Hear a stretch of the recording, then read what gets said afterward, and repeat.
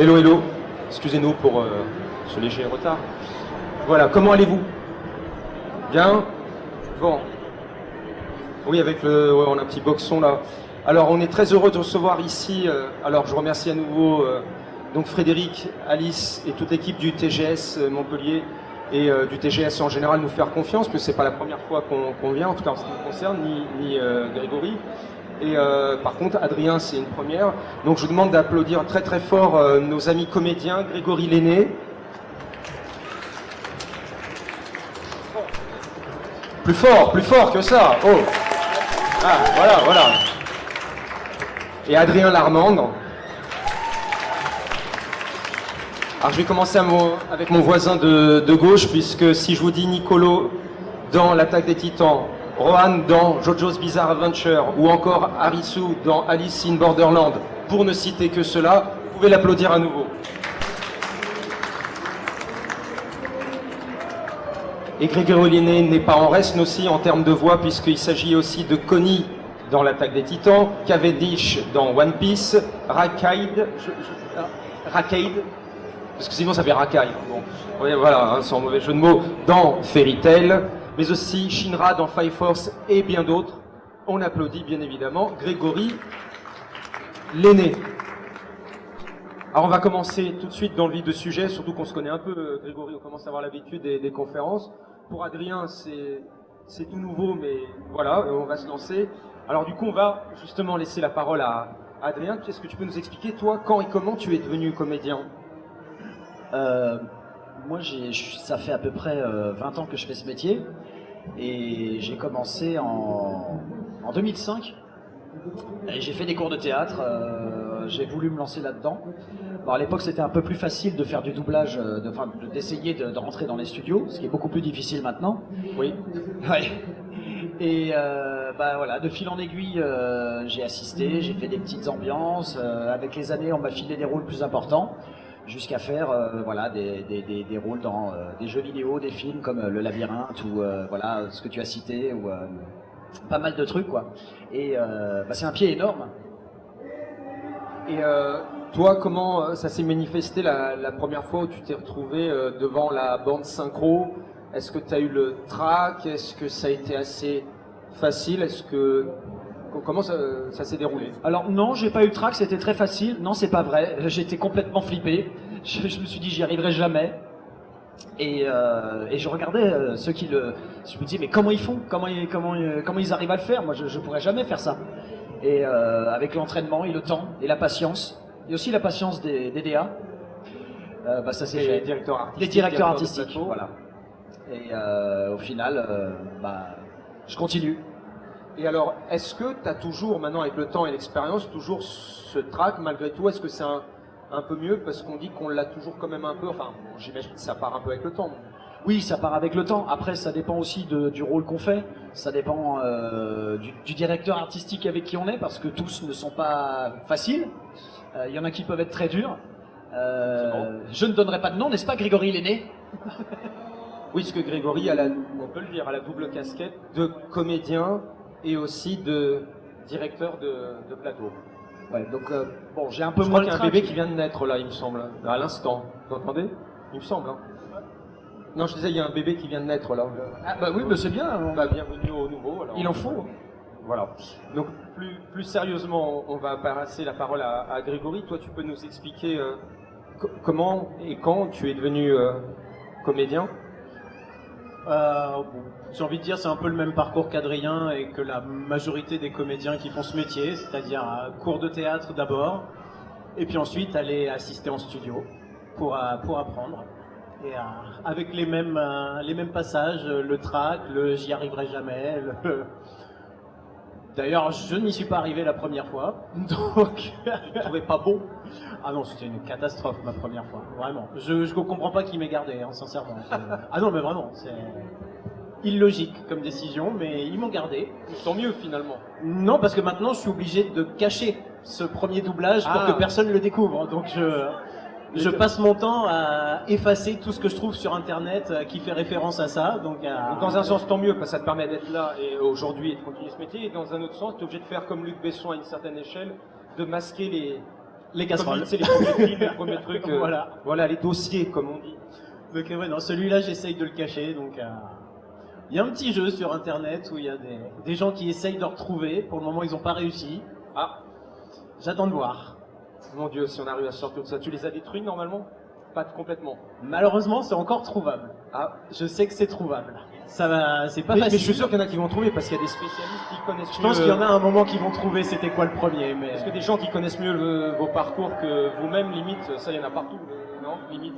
ouais. Mais pour le moment, personne n'a trouvé. Pour l'instant, personne n'a trouvé. Et donc, on assiste longtemps pour ton cas de figure, ça a été très long. C'est-à-dire que, en général, on vient un peu assister. Alors, il a dit, c'est vrai, ces derniers temps, c'est plus compliqué. J'ai l'impression que depuis les histoires de plateformes de téléchargement et compagnie, ça devient très, très, très complexe. Il y avait déjà des paranos aussi venant de certaines majors par peur du piratage, par peur de plein de choses. Je ne sais pas si c'est ça qui joue. Mais Ça joue, je dirais que maintenant ça dépend des studios. On peut aller assister sur certains studios, d'autres vont dire non. c'est au cas par cas. Ouais, c'est au cas par cas. C'est Et- pas aussi ouvert qu'avant, ça c'est sûr. Et en tout cas, toi, tu as fait, avant de faire quelques petits mots, puis des phrases, etc., c'est venu assez rapidement ou ça a été très très long, il a fallu être très patient pour assister, parce que beaucoup de gens nous demandent comment on fait, est-ce qu'il y a une école Assister, etc. non, ça c'est rapide. Assister, voilà, il n'y a pas eu de souci là-dessus. Moi, ça a été très long d'apprendre et de réussir. C'est ça D'accord. qui a été long. C'est à réussir à sortir une phrase correctement derrière le micro. J'ai bien mis 2 ans avant de réussir. Mais voilà, ça, après c'est au cas par cas. Il y en a d'autres, ils vont mettre 3 mois. Bon, ben, moi, c'était plus lent.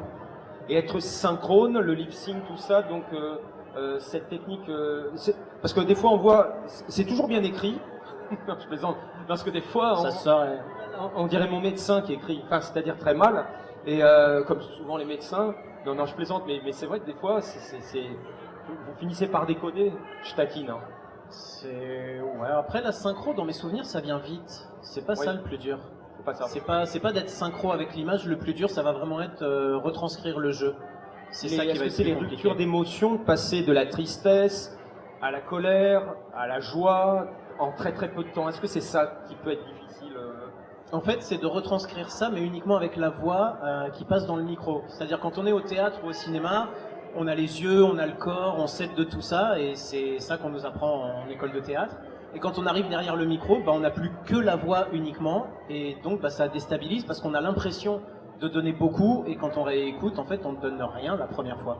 Ah, c'est Alexandre Et, Astier qui disait ça une fois, que en fait on croit toujours que c'est trop, Mm. et en fait que les plus, hein, c'est une façon de parler, mais mettre plus d'énergie, Ouais. au final il en reste moins, et on a toujours l'impression qu'on fait Bah, trop, ouais, mais en fait les on en impressions fait sont pas toujours assez. faussées, je crois, pour tout le monde. On a toujours l'impression de trop en donner, alors que Et en c'est fait, quasiment toujours l'inverse. Ah oui, parce que c'est réduit après, effectivement. Et toi, Adrien, en ce qui te concerne, est-ce que c'est le même genre de difficulté que tu rencontres que Grégory, ou c'est aussi d'autres difficultés? Qu'est-ce qui est difficile pour toi en dehors de ce qu'on appelle la technique, le lip sync? Non, la technique, je pense que c'est pareil que pour Greg, ça vient assez rapidement. C'est pas le plus difficile. C'est vraiment de rentrer dans la peau du personnage. Il y a des personnages qui sont beaucoup plus difficiles à interpréter que d'autres. Et je me rappelle, je sais plus qui a sorti ce proverbe, enfin, cette citation, mais pour rebondir sur ce que disait Greg, ce proverbe, c'était à la télévision ou au cinéma, on peut se réfugier très facilement derrière un joli physique de jeune premier ou de jeune première, mais le micro, lui, ne pardonne pas. Oui, effectivement. Voilà. Alors, je vais sortir 2-3 citations, et je voudrais votre réaction à chaud là-dessus, de différents comédiens, des citations qui reviennent souvent.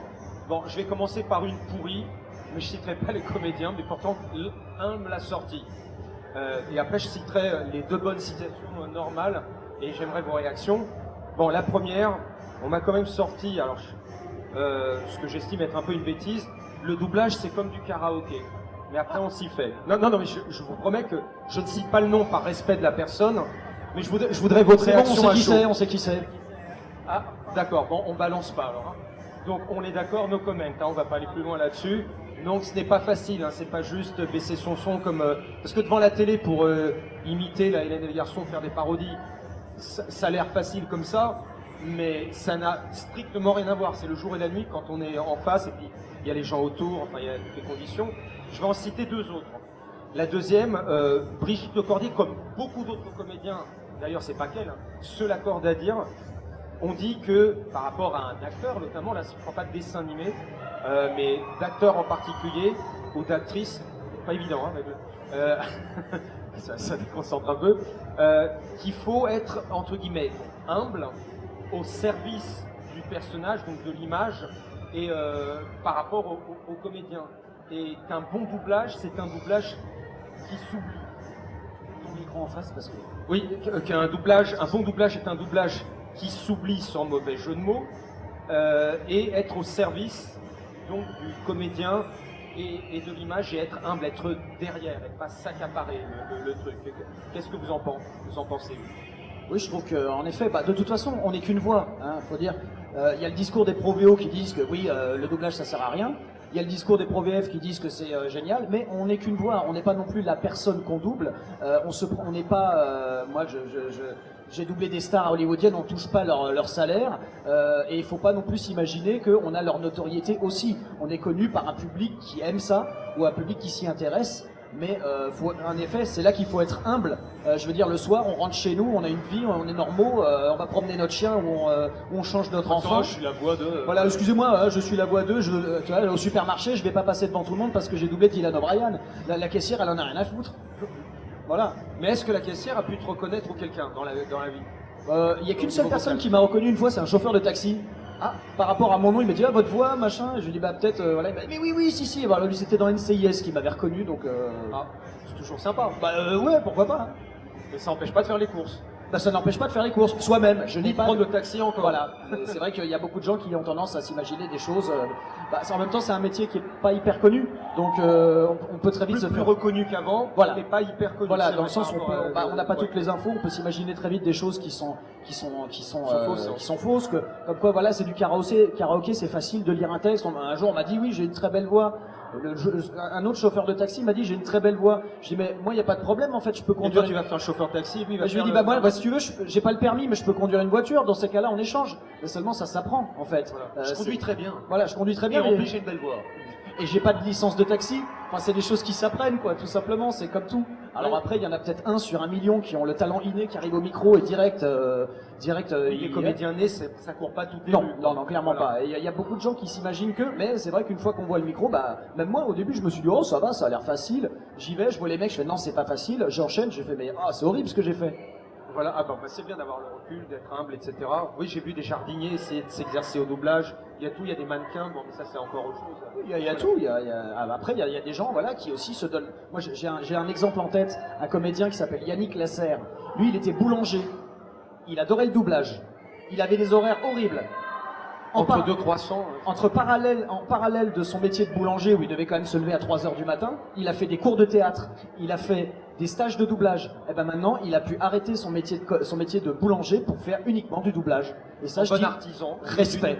Là, franchement, oui, non, parce qu'il fallait en vouloir et cumuler le tout. C'est ça, il a cumulé et il avait des cernes comme ça. Et maintenant, il se sent libéré parce qu'il a enfin pu passer. Mais il s'est donné les moyens aussi. Voilà, et il a pris des risques et il a beaucoup. Oui, bien sûr. Parce que c'est des risques aussi. Aussi. Et toi, Grégory, par rapport à ces on-dit du métier, on dit également, encore un dernier élément, et ensuite on va reprendre sur vos sauts et parcours respectifs. Donc on dit un doublage qui s'oublie, donc c'est un doublage réussi. Est-ce que tu es assez d'accord avec ça? Ouais, j'ai plus tendance à dire c'est un doublage qui ne s'entend pas qui s'oublie, mais qui. Oui, parce que qui s'oublie, ça pourrait être à voilà. double sens. Soit on l'oublie. Je préfère dire voilà un bon doublage. Un doublage oubliable. Voilà. Mais ouais, j'aime bien dire effectivement, ouais, un bon doublage, c'est un doublage qui ne s'entend pas. Où, voilà, on est dans l'œuvre, avec les comédiens qu'on voit à l'écran, on n'entend pas la voix qui les double. On va apporter une petite précision. Alors je prends des exemples un peu de vieux, mais quand il y avait par exemple Starsky Hutch ou par exemple Dallas à une certaine époque, pour bien préciser la section oubli ou s'entend pas, c'est que quand vous voyez jouer le comédien, effectivement, on n'a pas l'impression que c'est forcément un Américain.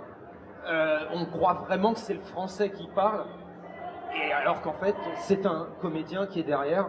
Et je rebondis là-dessus pour dire que, dernière, dans les idées reçues aussi, petite histoire, c'est celle du faut pas dire doubleur, ça énerve beaucoup de personnes. Est-ce que c'est quelque chose qui vous agace à ce point-là, vous aussi? Et là aussi, je donnerai pas de nom. Personnellement, je pense que moi et Adrien là-dessus, on est d'accord, on n'en a rien à faire. Mais alors, rien. Bon, c'est pas dramatique C'est, en soi. Ce que j'essaye d'expliquer aux gens quand on parle de doubleur, etc. Bon, c'est un combat perdu d'avance, je m'en fiche, mais le temps me donnera raison, nous donnera raison. C'est que la langue change, la langue évolue, les termes évoluent, l'étymologie évolue. Et on parle pas français maintenant comme on parlait il y a 100 ans, et dans vrai. 100 ans on parlera plus français comme on parlait maintenant. Donc les mots changent. Et je disais souvent, on peut pas affronter une vague avec un bâton. Non, non, mais je vois ce que tu veux dire. Parce que pour un jargon bien précis qui sont dans le doublage, le grand public, bon, il y a parfois des amalgames qui sont faits, ça embête quelques personnes, c'est bon, comédien qui fait du doublage ou entre autres du doublage artiste-interprète, c'est parfois on résume un peu, bon, on a bien compris que c'est pas des gens qui font de la doublure cascade, les doubleurs, on dit aussi que parfois des directeurs plateau peuvent être des doubleurs, enfin, il y a des amalgames, il faut être quand même bien calé dans le truc quand même. Moi, une fois, j'ai un plombier qui est venu chez moi et il m'a demandé ce que je faisais comme métier. Je lui ai dit, je fais du doublage. Il me dit, ah, vous doublez les cloisons des murs et tout. Je suis fait, non. Ah bah c'est pas mal aussi. Ouais, je connaissais pas. Bon. Donc, alors pour reprendre sur vos parcours respectifs, est-ce que vous vous souvenez, alors pour commencer Adrien, toi ton premier dessin animé, comment ça s'est passé, qu'est-ce que tu peux nous en dire? Et surtout toi, parce que tu fais pas mal d'animés aussi, pas que, ta perception des animés japonais, était-elle négative au départ ou est-ce que tu fais partie des enfants du Club Dorothée? Et comment tu as abordé ce premier doublage d'animé? Alors, Moins de tes premiers doublages d'animé. moi, je suis un enfant du Club Dorothée. Je regardais Dragon Ball, Nicky Larson, Les Chevaliers du Zodiaque en français. Et j'adorais ça. Après, plus tard, je me suis beaucoup intéressé au Japon. J'ai vécu au Japon 4 ans. J'ai appris la langue japonaise. À 4 ans quand même au Japon. 4 ans, ouais. Dans le cadre de ton métier ou autre chose? Non, non, c'était avant d'être comédien. D'accord. Juste comme ça. Enfin, je suis parti, voilà. Ça va être vachement sympa, Ah, c'était une autre vie. j'imagine. Et en fait, quand j'ai commencé le doublage, j'ai mis très longtemps avant de faire des animés. Et je me suis dit, c'est dommage, parce que moi, je parle japonais, je comprends ce qu'ils disent. Bah, je serais quand même un peu plus disposé à le faire. Alors, je sais qu'il y a Bruno Meyer aussi qui parle japonais. On est deux. Ah oui, Bruno, il est calé. Voilà. Ouais, ouais. On est deux à parler japonais couramment. Et je me suis dit, ce serait dommage, j'aimerais bien en faire, mais je connaissais pas les gens du circuit, quoi. Donc j'en ai fait, mais assez tard. Après, mon premier dessin animé, c'était pas un... Alors, c'était en rapport avec la culture japonaise, ça s'appelait les Mini Ninja. Mais c'était pour les tout petits, c'était français, je crois. Ou anglais, je sais pas. Enfin, c'était pas japonais. Voilà. Et après, oui, j'ai commencé à faire voilà, notamment avec Greg, on a fait Rohan Kishibe, où je me suis vraiment... Après, moi, je regardais des animés, j'ai regardé l'Attaque des Titans, je regardais Evangelion, je regardais Ghost in the Shell, Akira. Justement, parce que toi, tu vas intégrer aussi Evangelion, entre autres, dans plusieurs séries d'Evangelion. Qu'est-ce que tu peux nous dire de cet animé assez philosophique, quand même? Eh ben, j'étais très content parce que moi, Evangelion, je regarde, enfin je dis Evangelion à la japonaise, Ouais. mais je les regardais quand j'étais petit, ça passait sur Canal+, et je les enregistrais. Et quand on m'a dit on va redoubler Evangelion, j'ai dit waouh, et ils m'ont dit bah, on a prévu, on a pensé à toi pour un Ils ont personnage. changé certaines voix, voire Voilà, plusieurs parce que voix. le personnage c'était fait il y a 25 ans, donc la voix avait vieilli. Et on m'a dit, bah, tu vas doubler ce personnage-là. Toji Suzuhara. Voilà, exactement. Et j'étais très content de reprendre le flambeau, de me dire, waouh, je vais redoubler un animé que je regardais quand j'étais jeune, quoi. Et Donald Renew, qui déjà faisait la voix de Shinji dans Evangelion, qui est lui-même la voix de Titeuf et de tellement d'autres Oulala. personnages depuis la les création du Marvel. doublage. Voilà. Et donc tu as retrouvé Donald, Ouais. donc qui est resté le rôle titre de la série. Dans Evangelion? Oui. Ah non, c'est lui le rôle titre. Oui. Non, mais ce que je veux dire, c'est toi, si tu l'as retrouvé sur ce doublage ou tu l'as retrouvé dans d'autres doublages après. Donald. Ah, Donald, oui, on a souvent travaillé ensemble. Oui, on a bossé pas mal ensemble. Là, on a fait 2 séries coréennes là qui vont sortir sur Netflix. On a fait une série qui s'appelait King Julian, le roi Julian aussi, ce qui est sur Netflix, qui est très drôle. Ouais, le roi Julian. Ah, apparemment, il t'a pas reconnu. Alors, tu regardais la série? Ça, c'est fort. Je faisais Gunther qui parle comme ça. Et je faisais Ted qui parle comme ça. Et je faisais la nana aussi. La nana qui parle. Il y avait un ananas qui parlait. Ah, l'ananas. Voilà, un Ah, j'ai ananas. compris l'ananas. La nana. Non, alors ça aurait été compliqué. Si à un moment j'ai doublé une Foussa, mais les Foussa ils faisaient tous Foussa. Donc voilà, c'était filles garçons, c'était pareil. Voilà. Et Donald il faisait un petit personnage, j'ai oublié son nom, qui était comment? Parce que tu m'as dit Donald. Il s'appelait Morty. Voilà. Morty. Il était super cringe et fétichiste des pieds. Et il a parlé comme ça tout le temps. Il avait cette voix, c'était absolument. Je peux regarder tes pieds. Tu dis, ah, c'est super cringe. Vraiment, on s'est tapé des barres. Et en plus, il y avait Emmanuel Curtil. C'était dirigé par Emmanuel Curtil. Voilà. Jim Bah Carrey, oui. Simba. Voilà, c'est ça. Il y avait un super casting. Il y avait Michel Vignier. Waouh. Voilà, c'est une grosse. Voilà, C'est sur marrant que tu dises que Michel Vignier était le capitaine Nemo dans Nadia, du même auteur qu'Evangelion. Ah bah voilà, j'adore Michel Vignier. Voilà. D'ailleurs, c'est disponible sur Netflix. C'est très drôle et ça, c'est visible aussi par les tout petits que par les grands, parce qu'il y a des sous-entendus que les enfants ne comprennent pas et qui sont très drôles quand on est adulte. Alors, on va parler de l'attaque des Titans. Qu'est-ce que tu en penses aujourd'hui avec le recul? Est-ce que tu prends toujours plaisir, j'imagine, à le faire? Comment tu as abordé? Est-ce que tu t'étais renseigné un peu sur cette œuvre devenue culte aussi bien au Japon qu'en France? Alors en fait, l'attaque des Titans, j'ai connu pendant un de mes voyages au Japon. Avant que ça sorte en France, en fait, c'était pendant un voyage Décidément. et on était dans Tokyo. On était dans Tokyo et à un moment, dans un magasin qui avait une télé juste devant, ils ont diffusé la bande-annonce de l'attaque des Titans comme une nouvelle série qui allait arriver et il y avait tout un énorme attroupement devant cette télé. Donc avec les copains avec qui on était, on s'est dit tiens, il y a du monde qui regarde, c'est quoi ce nouvel animé? On a vu les images.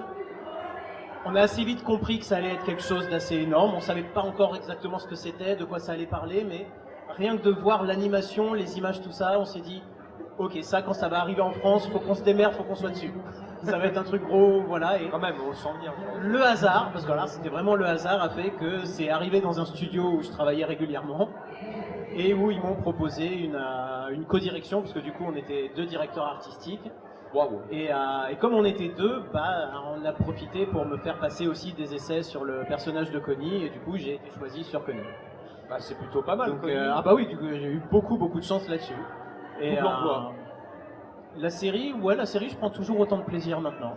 Il y a des choses où, mais ça c'est subjectif, où je me suis dit ah mince, j'aurais pas été dans cette direction-là, j'aurais voulu une autre histoire ou un autre truc pour tel personnage. Donc voilà, il y a des trucs où j'étais un peu frustré dans l'histoire, mais là, à doubler par contre le plaisir je dirais qu'il est même plus grand maintenant avec la saison 4 parce que les personnages ont tellement évolué et ils sont tellement différents par rapport à la première saison. Ouais. Que ça rajoute du challenge et ouais, le plaisir est toujours là. Alors j'ai 2 questions justement sur l'attaque des Titans, une à titre plus personnel et une à titre plus professionnel. Je vais te demander, toi, dans ton regard de téléspectateur, parce que toi, t'as, comme je dis, le double emploi entre comédien et directeur de plateau, ce que tu penses de l'animé, est-ce que tu as un épisode préféré ou une scène, un truc en particulier, toi en tant que spectateur ou même venant du manga? Déjà, ça c'est ma première question. Un ou une, ou plusieurs même, hein, d'ailleurs. Ouais, je pense que l'épisode que je vais préférer, c'est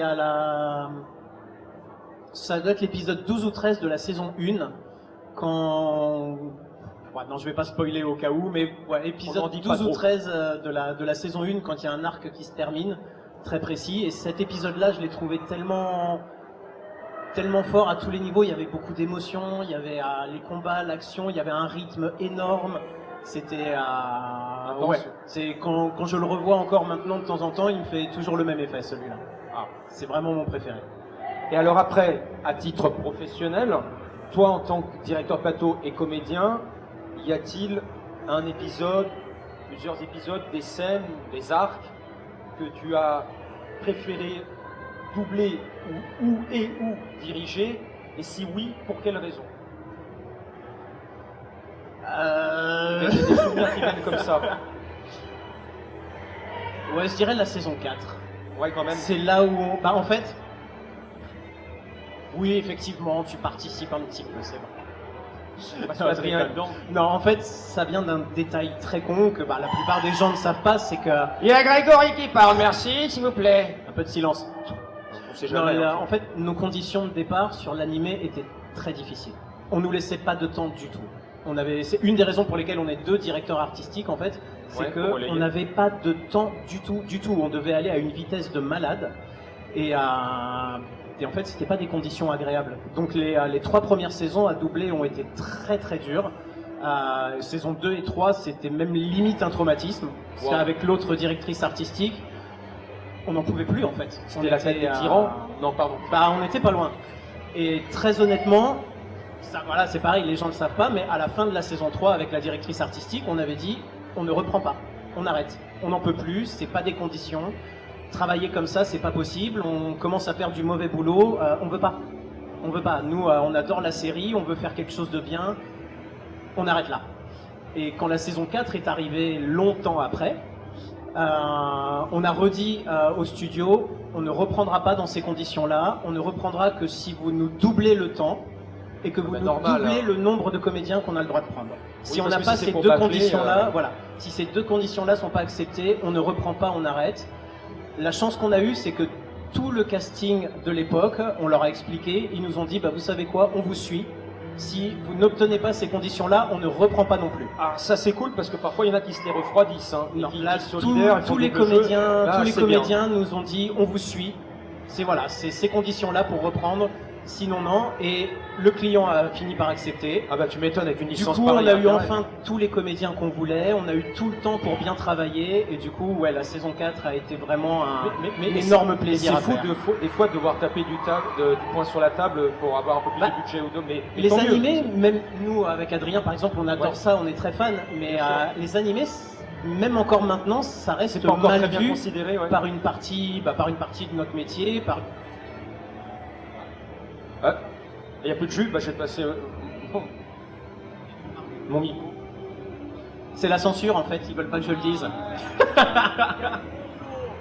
Mais ouais, c'est encore mal vu dans notre métier, par une partie de notre métier, pas tout le monde heureusement, et par une partie des chaînes de télé, des clients, et comme ils n'ont pas de considération pour les animés, ils se disent bon bah ça on va le faire doubler, mais bon bah allez vite fait, vous mettez 10 personnes dessus, vous allez vite. Et voilà, et ça, on déteste travailler comme ça, on ne supporte pas, surtout quand on aime ça. Même les comédiens qui n'aiment pas forcément, la plupart vont pas aimer travailler comme ça, parce qu'ils aiment leur métier. Donc même s'ils n'aiment pas un animé, ils vont vouloir bien faire leur travail. Donc ouais, ça c'est des conditions qu'on déteste, et on essaye de lutter pour avoir à chaque fois des conditions bien meilleures. Je comprends, je compatis, et je valide, je plus sois, je dirais même. Autre chose, en plus toi tu es habitué depuis longtemps, tu sais trop bien à quel point les fans, parce que des fois, je vais pas dire qu'ils dictent certains trucs, mais des fois ça aide, quand on voit sur le nombre de forums comment certains défoncent les VO, les trucs, etc., c'est vachement important de suivre et de pas se mettre à dos ce public, j'ai envie d'ajouter. Alors toi Adrien, en ce qui te concerne, pour l'attaque des Titans, qu'est-ce que tu peux nous en dire? Est-ce que Grégory est un tyran ou pas? Bah, c'est un tyran, mais c'est pas lui qui m'a dirigé sur la saison 4, c'était Mélanie Anne Payet. Ah, Mélanie, et Mélanie est le yin de son yang, donc elle, c'est un ange. Et elle est adorable, donc moi j'ai passé que des bons moments. Moi j'avais regardé, j'ai découvert l'attaque des Titans. J'ai un ami à moi, il regarde pas beaucoup d'animés, mais il m'a dit il faut que tu regardes cette série, c'est vraiment bien. Voilà, je lui dis bon, ok, allez, pourquoi pas. Donc je l'ai regardé, j'ai regardé les deux trois premiers épisodes de la saison 1, et en effet j'ai fait waouh, en effet j'ai pris une claque.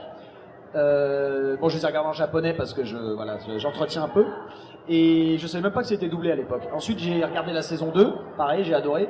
Et après en fait il y a eu pas mal de temps, je crois, entre la saison 2 et la saison 3, ce qui fait que le truc s'est laissé un peu essouffler, donc j'ai regardé la saison 3 mais longtemps après en fait la sortie. Et après on m'a proposé un personnage, Nicolo, sur la saison 4, partie 1 et partie 2, et j'étais quand même très content de faire partie de l'aventure, quoi.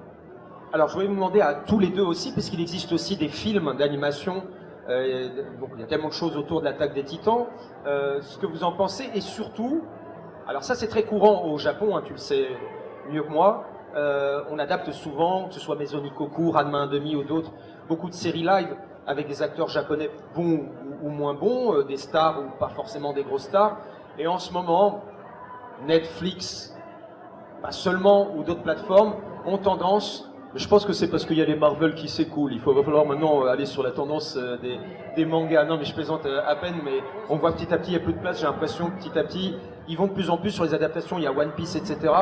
Vous, l'idée d'un attaque des Titans live, un truc bien fait à l'américaine, oui, non, préféré à la japonaise, qu'est-ce que vous en pensez de cette tendance en ce moment? Je vais être méchant, de violer parfois un peu les séries de notre enfance, si je puis me permettre le terme, à travers des Senseiya, Netflix et compagnie. Je dis pas que tout est pourri, mais la plupart du temps, c'est pas ça. Je voudrais vraiment votre avis sincère là-dessus. Bah, je passerai le micro à Greg après. Moi, j'ai un exemple très concret. Bah, c'est Death Note. J'ai regardé l'animé, j'ai adoré l'animé. J'ai vu le film, j'ai fait qu'est-ce que c'est que cette merde. J'ai eu la même réaction. Voilà, je suis bon, ok. Si quand tu connais pas, ok, ça peut être marrant, mais quand t'as vu l'animé ou que t'as lu les mangas, bah non. Après, il y a des trucs qui sont. Alors, je suis pas en train de prêcher pour ma paroisse, mais Alice in Borderland. Bon, j'avais pas lu l'animé, j'ai pas lu le manga. Je veux dire. Voilà, j'ai pas lu le manga. Mais j'ai adoré la série, j'ai adoré la faire et j'ai adoré la regarder vraiment parce que je dis ouais, alors je pense qu'il y a à boire et à manger, mais c'est vrai que des fois ça dépend vraiment de comment c'est adapté en fait.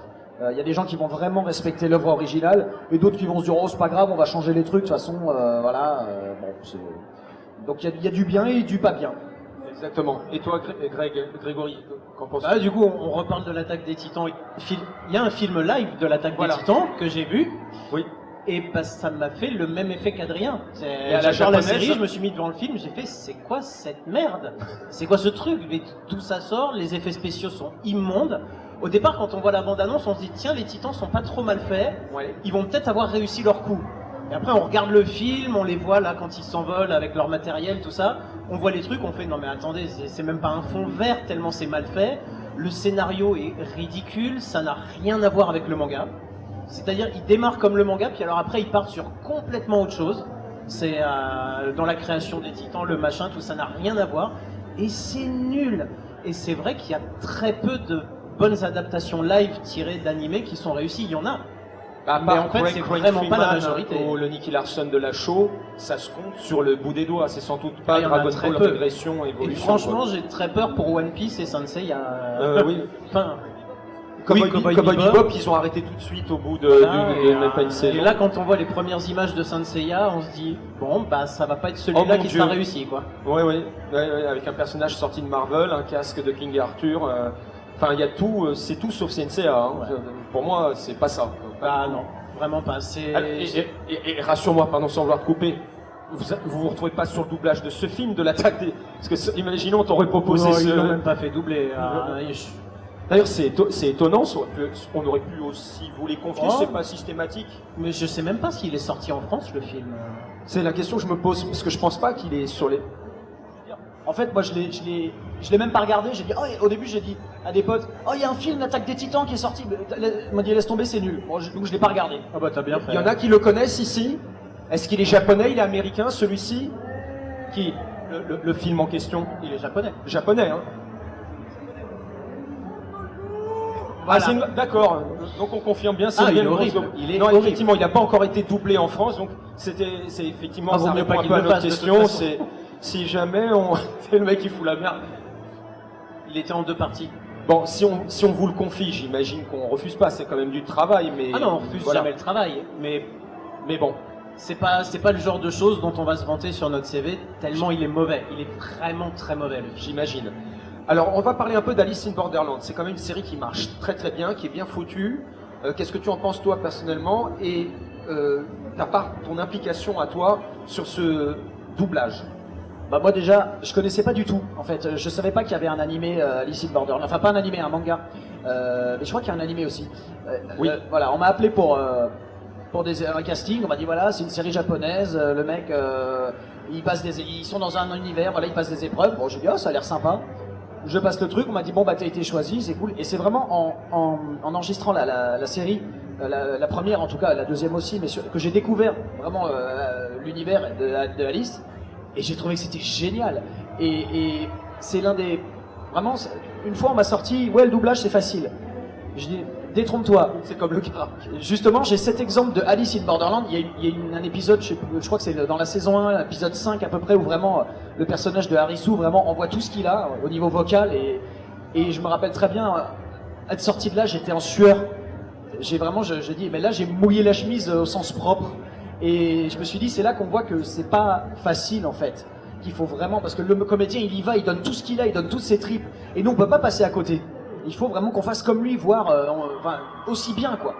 Et vraiment, après, une fois qu'on a fini d'enregistrer, je me suis dit bon bah ça va être une énième série japonaise. Et après, j'ai vu qu'il y avait un gros succès autour de ça et j'étais hyper surpris, mais j'étais très content parce que je dis elle est vraiment cool. Alors, tu es aussi dans les Tortues Ninja. Michelangelo, est-ce que tu connaissais la série d'origine? Il y a les nouvelles Tortues Ninja, il y a des films. Et puis, étonnant aussi, Batman et les Tortues Ninja. Batman mange aussi des pizzas? À la fin, ouais. À la fin, on arrive à lui faire manger une pizza. Ouais, il y a eu un dessin animé Batman, Oui, Batman et les Tortues Ninja. C'est pour ça que le rap. Non, c'est un crossover totalement improbable. En fait, elle met un masque de chauve-souris, ça devient le Covid et les autres bouffent de la pizza. Non, c'est horrible. Non, Bah, c'est un truc pour les enfants, mais c'est vrai qu'il y avait Michelangelo qui arrêtait pas de faire du skateboard dans le manoir de Wayne, et t'avais Alfred qui disait non, pas dans le manoir et tout. Enfin, bon, c'était pour les enfants, mais c'était rigolo, on s'était bien marré. Ça te plaît aussi de doubler ce genre de série aussi? Oh, oui, ça j'aime beaucoup, moi ça me fait marrer. Et puis moi j'adorais les Tortues Ninja quand j'étais petit. J'adorais Michelangelo, c'était mon préféré. Donc, voilà, j'adore les pizzas et les nunchaku. Du coup, bon bah quand on m'a dit tu vas le doubler, j'étais trop content quoi. Et le générique chanté par Peter Land qu'on salue, qui est décapant à souhait. Toi, tu doubles aussi bien des animés, tu doubles aussi pas mal de séries live. Est-ce que tu as une préférence? Et si oui, pourquoi? Ou est-ce que pour toi c'est complémentaire entre le dessin animé et le live? En vrai, je pense que c'est complémentaire. Moi, j'aime les deux. Mais c'est sûr que je trouve qu'en termes de jeu de comédien, il y a plus de choses à jouer sur du live. Parce que justement, bah, les expressions faciales sont plus travaillées. On peut plus s'éclater dans le jeu de comédien, alors qu'en animé, c'est vrai que bah, ça reste de l'animé, c'est bien fait, c'est magnifique, mais c'est vrai qu'au niveau des expressions faciales et surtout des labiales, la bouche, bah c'est voilà. Et du coup, c'est un peu plus difficile, enfin, c'est un peu plus frustrant de faire ça. Après, il y a des animés qui partent dans tous les sens et c'est génial, on s'éclate aussi, mais c'est vrai qu'au niveau de certaines expressions, je parle au niveau du facial, c'est différent quoi. Mais après, moi j'aime les deux, aussi bien l'animé que le jeu vidéo, les films, les séries. Il y a plus de création peut-être dans le côté animé. Enfin, oh, ça dépend parce que des fois vraiment en animé on double des personnages complètement tarés qui sont géniaux. Mais c'est vrai qu'au niveau de l'expression, ça reste toujours un peu stoïque. Comme en jeu vidéo d'ailleurs, hein, dans pas mal de trucs, même si maintenant ça commence à changer avec ce qu'ils arrivent à faire. Mais j'aime les jeux vidéo, les animés, les films, les séries. Moi je prends un pied. Non, il y a que les documentaires et les livres audio que j'aime pas faire. Ah bah voilà, moi c'est honnête, voilà, on a le droit d'avoir nos préférences, effectivement. Et toi Grégory, entre le doublage de jeux vidéo, les séries, films ou dessins animés, où va ta préférence? Je dirais il n'y a pas de préférence parce que c'est trop différent.